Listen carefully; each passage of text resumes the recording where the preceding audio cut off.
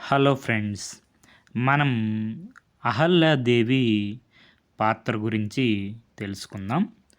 దీనికి మూలం వచ్చి శ్రీమద్ రామాయణం బాలకాండం వాల్మీకి మహర్షి రచించింది. సో మనకి స్టోరీ అనేది ఇప్పుడు ఎక్కడుందంటే, రామలక్ష్మణులు విశ్వామిత్రుడు మిథిలా నగరానికి బయలుదేరారనమాట. మార్గమధ్యంలో వారికి ఒక ఆశ్రమం కనిపించింది. కళావిహీనమైన ఆ ఆశ్రమ చరిత్ర చెప్పమని రాముడు విశ్వామిత్రుడిని కోరాడు. విశ్వామిత్రుడు ఆ ఆశ్రమ గాథను ఇలా వివరించసాగాడు. ఇది గౌతమ మహర్షి ఆశ్రమం. ఎవరి ఆశ్రమం అంట?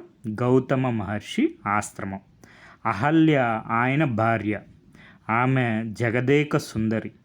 ఆమెతో కలిసి గౌతముడు ఈ ఆశ్రమంలో తపస్సు చేసుకుంటూ ఉండేవాడు. ఒకనాడు గౌతముడు ఆశ్రమం లేని సమయం చూచి ఇంద్రుడు గౌతముని రూపంలో అక్కడికి వచ్చాడు. అహల్యను చూచాడు.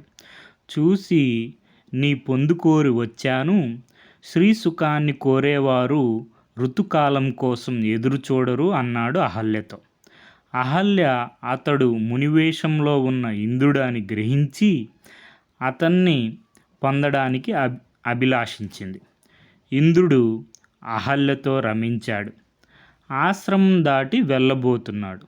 ఇంతలో గౌతముడు ఎదురైనాడు.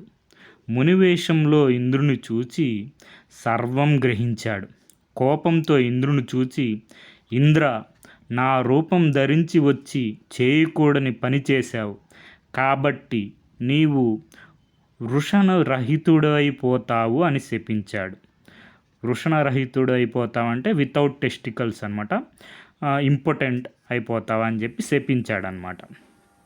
ఇంద్రుని వృషణాలు త్రుళ్ళిపడ్డాయి.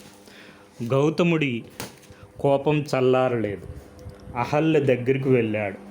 ఆమెను చురచురా చూచాడు.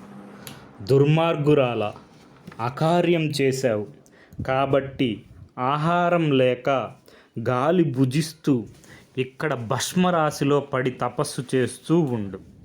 ఎవరి కంటికి నీవు కనిపించిపోవు అని శపించాడు. ఇక్కడ మీరు గమనించాలి విషయం ఏంటంటే, శ్రీమద్ రామాయణం బాలకాండంలో వచ్చి అహల్యను రాయి అయిపోమని శపించలేదన్నమాట. ఏమైపోమని శపించాడు? ఆహారం లేక గాలి భుజిస్తూ ఇక్కడే భస్మరాశిలో పడి తపస్సు చేస్తూ ఉండు. ఎవరి కంటికి నీవు కనిపించకపోవు అనమాట. అంటే ఇన్విజిబుల్ అయిపో అని చెప్పి శాపం ఇచ్చారనమాట.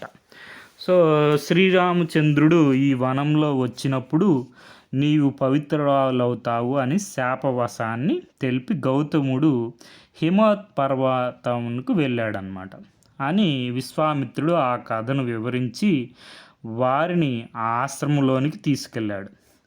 అహల్యను రక్షించమని ఆదేశించాడు. శ్రీరామ దర్శనం మూలంగా అహల్య శాపం తొలగిపోయింది. అంతవరకు ఎవరికీ కనిపించిన అహల్య అందరికీ కనిపించింది. రామలక్ష్మణులకు ఆమె నమస్కరించారు. అహల్య రామపాదాలకు మొక్కింది. అతిథి మర్యాదలు చేసింది. అహల్య శాపం పటాపంచలైంది. తపస్సు చేత తప్తమైన అహల్యను గౌతముడు ఆదరించాడు. శ్రీరాముడు ఆ దంపతులు చేసే పూజలు స్వీకరించాడు. ఇక అక్కడి నుంచి రామలక్ష్మణులు విశ్వామిత్రుని వెంట మిథులకు వెళ్ళారు. ఇది మనకి వాల్మీకి మహర్షి రచించిన శ్రీమద్ రామాయణంలోని బాలకాండంలోని అహల్య గౌతమ మహర్షి స్టోరీ అన్నమాట. సో మనకి ఈ అహల్య స్టోరీ అనేది మనకి అన్నిట్లో ఉంటుందన్నమాట. ఇతిహాసాలు మహాభారతంలో ఉంటుంది, రామాయణంలో ఉంటుంది, చాలా పురాణాల్లో కూడా ఉంటుందన్నమాట. స్టోరీ అనేది మారుతూ ఉంటుంది.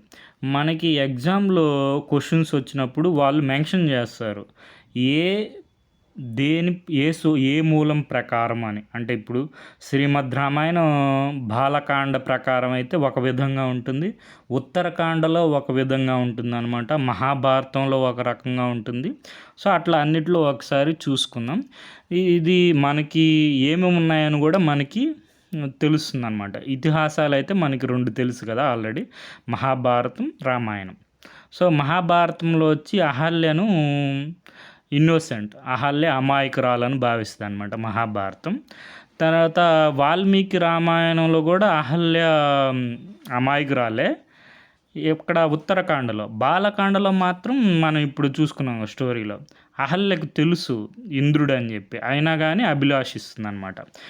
సో అది అనమాట. నెక్స్ట్ తర్వాత వచ్చి ఈ శాపం కూడా రకరకాలుగా ఉంటుంది, మారుతూ ఉంటుంది. మనకి ఎగ్జామ్ పాయింట్లో ఏం లేదు, మనకి గుర్తుపెట్టుకోవాల్సింది కొన్ని ఇంపార్టెంట్ పాయింట్స్ ఏంటంటే అహల్య భర్త ఎవరు, గౌతమ మహర్షి. నెక్స్ట్ ఇంద్రుడు సతీపతి అని మెన్షన్ చేస్తారనమాట. ఇది ఆల్రెడీ ప్రీవియస్ క్వశ్చన్ వచ్చింది. సచీదేవి భర్త ఎవరు అని ఇంద్రుడు అనమాట. సో అట్లా అది ఇంపార్టెంట్ మనకి. ఇంద్రుడు, అహల్య, గౌతమ మహర్షి. మనకి రాముడు వల్ల శాప విమోచనం అయింది ఎవరికంటే అహల్యకు అవుతుంది. సో ఇది రాయిశ్రీగా మారింది అని ఇది మనకి ప్రజల్లో మనకి బాగా ప్రచురితమైన కథ అన్నమాట. మామూలుగా అయితే బాలకాండలో అయితే రాయిగా అని ఏముండదు, అదృశ్యం కమ్మని ఉంటుంది. తపస్సు చేసుకొని భస్మరాశిలో తపస్సు చేసుకొని గాలిని భుజిస్తూ ఉండమని శాపం అనమాట. సో అది మన క్వశ్చన్ బట్టి ఆన్సరు జాగ్రత్తగా ఆన్సర్ చేయండి. సో నెక్స్ట్ మనకి శాపం కూడా మారుతుంది కదా, హ్యూమన్స్ అంటే మనుషులు చేసే పాపాల్లో సగం పాపం ఇంద్రుడికే వస్తుంది అని చెప్పి అట్లా ఉంటుంది, మారుతూ ఉంటుంది అనమాట. బ్రహ్మపురాణం, పద్మపురాణం, స్కంద పురాణం, వైవర్త పురాణంలో చాలా రకరకాల వర్షన్స్ ఉన్నాయన్నమాట. నెక్స్ట్ ఆనంద రామాయణంలో మనకి కంబరామాయణం, ఇది వచ్చింది క్వశ్చన్, ప్రీవియస్ క్వశ్చన్. కంబరామాయణం ఏ భాషలో ఉందంటే తమిళ భాషలో ఉందన్నమాట. సో ఇట్లా రకరకాల వర్షన్స్లో మనకి శాపం వచ్చి ఇక్కడ ఏముంటి వృష్ణాలు రాలి పడిపోవని శాపం ఉంటుంది బాలకాండలో, శ్రీమద్ రామాయణంలో. తర్వాత ఇక్కడ వచ్చేంటే గౌతమ్ ముని ఏమంటే 1000 వాజినాస్ అప్పీడ్ అని ఇంద్రాస్ బాడీ అని, ఫీమేల్ జెనిటిల్ సహస్ర భాగా అంటే సహస్ర భాగ ఉంటుంది. నెక్స్ట్ దాన్ని సహస్ర అక్ష అంటే 1000 కన్నుల వాడు అనే క్వశ్చన్ వచ్చే అవకాశం ఉంది. 1000 కన్నుల వాడు ఎవరంటే ఇంద్రుడు అనమాట. సో అది మనకి దుర్గాదేవి వల్ల మనకి శాప విమోచన అయిందని చెప్పి పద్మపురాణం చెప్తుంది. బ్రహ్మపురాణంలో ఏం చెప్తుంది, జస్ట్ గౌతమిలో మనకి గౌతమి నది ఉంటుంది, ఆ గౌతమి నదిలో చేస్తే శాప విమోచనమే 1000 సహస్రాక్షుడిగా మారుతాడని చెప్పి బ్రహ్మపురాణం చెప్తుంది. పద్మపురాణం ఏం చెప్తుంది, పద్మపురాణంలో దుర్గాదేవి శాప విమోచన ఇస్తుంది. నెక్స్ట్ అట్లా పురాణాన్ని బట్టి మారుతూ ఉంటుంది అనమాట. లింగ పురాణంలో ఇంద్రాస్ టెస్టికల్స్ని స్మాష్ చేశారని ఉంటుంది, మేడ్ హిమ్ ఇంపుటెంట్. బాలకాండలో కూడా అంతే, వృష్ణాలు రాలి పడిపోగాక అంటే ఇంపుటెంట్ అయిపో అని చెప్పి శాపం ఉంటుంది. సో వాల్మీకి రామాయణంలో కూడా అదే పాయింట్, ఇంద్ర ఇంపుటెంట్, అది బాలకాండలో. నెక్స్ట్ తర్వాత వచ్చి మనకి అహల్యకు వచ్చి మనకి శాపం కూడా మారుతూ ఉంటుంది. బాలకాండలో వచ్చి శాపం వచ్చి బ్యూటీ మొత్తం చాలా, ఆమె జగన్మోహిని కదా, ఆమె అందమంతా పోవాలి, నువ్వు ఇంకా మీదట అందంగా ఉండవు. నెక్స్ట్ వచ్చి మనకు రాయిగా మార్చలేదు వాల్మీకి రామాయణం బాలకాండలో, జస్ట్ ఇన్విజిబుల్, ఎవరికి కనిపించు, అదృశ్యమవుగాక అని చెప్పి శాపం ఉంటుంది అన్నమాట. సో నెక్స్ట్ బ్రహ్మపురాణం, నెక్స్ట్ ఆనంద రామాయణంలో వచ్చి గౌతమ వచ్చి అహల్యాని రివర్గా మార్చారని ఉంటుంది. దేనిగా మార్చారు, నదిగా మార్చారు. ఆ నది వచ్చి ఇప్పుడు గౌతమ నదిలో కలిస్తే ఆమె శాప విమోచన అవుతుంది అనమాట. షాలో రివర్గా మారుతుంది. సో నెక్స్ట్ పద్మపురాణంలో Gautama Ahalya into just bones and skin, ఇది కూడా ఇంపార్టెంట్ చూసుకోండి. ఇట్లా క్వశ్చన్ నీట్గా అడుగుతారు మనకి ఎగ్జామినర్. పద్మపురాణం ప్రకారం గౌతమ మహర్షి అహల్యకి ఏమని శాపం ఇచ్చాడంటే బోన్స్ స్కిన్ అంటే కేవలం ఎముకలు చర్మంగా మారిపోమని చెప్పి శాపం ఇచ్చారు అని ఉంటుంది అనమాట. నెక్స్ట్ కథా సరిస్సాగరం ఉంటుంది కదా సోమదేవ సూరి గారిది. దాంట్లో వచ్చి మనకి ఇంద్రుడు పిల్లి రూపంలో వెళ్ళిపోతూ ఉంటే గౌతమ మహర్షి చెప్తాడు అహల్యకి. ఆ అహల్య అడిగితే అహల్యని అడిగితే అహల్య ప్రాకృతి భాషలో చెప్తుంది అనమాట. ఈజింట్ ఇట్ జస్ట్ ఎ క్యాట్ అని 2 మీనింగ్స్ వస్తాయి.